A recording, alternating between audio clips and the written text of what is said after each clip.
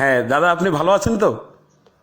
আছি, ঠিক আছে। হ্যাঁ দাদা, আমাদের মুম্বাইতে একজন বলিউড অ্যাক্টার্স, উনি কয়েক বছর ধরে মুম্বাইতে কয়েকটা সিনেমাতে কাজ করেছে।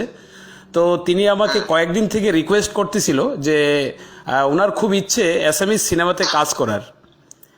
তো আচ্ছা। হ্যাঁ, আমার সঙ্গে মানে ওই ওনার ওই অ্যাক্টরস কয়েকজনেরই আমার সঙ্গে একটু কথা সম্পর্ক আছে। তো আমাকে রিকোয়েস্ট করতেছিল যে তুমি তো আসামে থাকো, তোমার কি কারো সঙ্গে পরিচিত আছে? দাদা, মানে ওই বলিউড অ্যাক্টার্স, তিনি মুম্বাইতে কয়েকটা সিনেমাতে কাজ করেছে, প্রায় 20-25 বছর পুরনো। ওনার নাম হলো সন্দীপ বোস।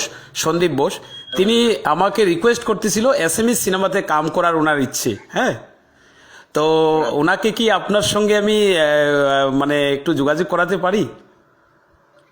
ঠিক আছে, এখন তো আসামে তো বেশিরভাগ সিনেমা সিনেমা আমি বানাচ্ছি। হ্যাঁ হ্যাঁ দাদা, আমি আপনার কথাই বলছি।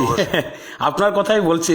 ঠিক আছে, আমরা যোগাযোগ করিয়ে দেবেন, আমি কথা বলে নেবো ওর সাথে। আচ্ছা, মানে তাহলে আপনার নাম্বারটা আমি ওনাকে সেন্ড করে দেবো দাদা, তাহলে। হ্যাঁ হ্যাঁ, দিয়ে দেবেন। হ্যাঁ দাদা, হোয়াটসঅ্যাপে পাবে। হ্যাঁ দাদা, আপনি কখনো আপনার দর্শন করতে পারি?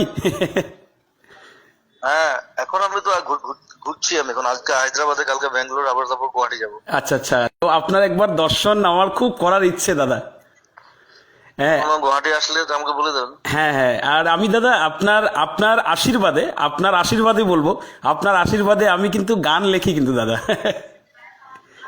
ঠিক আছে, ভালো। হ্যাঁ, আপনার আশীর্বাদই বলবো, কারণ আপনাকে ছোটবেলার থেকে আপনার সবচেয়ে ফেভারিট গানটা হলো আমার পাখি পাখি গানটা।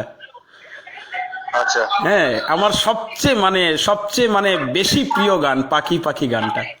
দাদা, আমি ওনাকে তাহলে আপনার নাম্বারটা সেন্ড করে দেবো দাদা। হ্যাঁ হ্যাঁ, ঠিক হ্যাঁ, আছে। ধন্যবাদ দাদা। আমার নমস্কার গ্রহণ করছেন তো দাদা? নিশ্চয় নিশ্চয়। আচ্ছা ঠিক আছে দাদা, ঠিক আছে, রাখলাম দাদা তাহলে। হ্যাঁ রাখলাম। হ্যাঁ হ্যাঁ। ওকে, শিওর।